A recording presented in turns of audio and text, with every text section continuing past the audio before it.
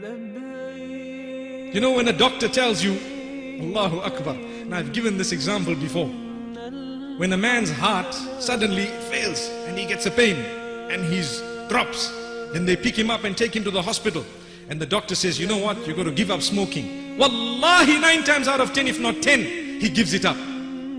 Why? One doctor told him that. One doctor. But for Allah subhanahu wa ta'ala, how many of us are ready today to say this habit is out? There we are. How many? Allahu Akbar. Are we waiting for a little heart attack before we can give up a bad habit? When Allah subhanahu wa ta'ala says, no, don't wait for that. I give you good health.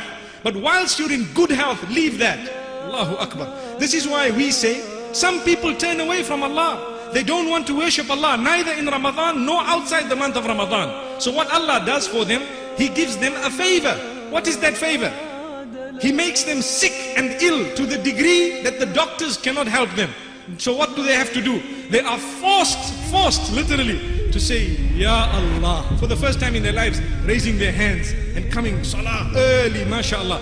That is cheap. Wallahi, cheap meaning we are still fortunate that we haven't died before we raised our hands to Allah.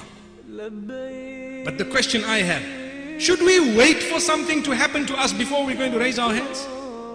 This is why Allah says, be thankful, be grateful, recognize the devil and know about him before he even comes in your direction, so that you will know how he tries and distract you.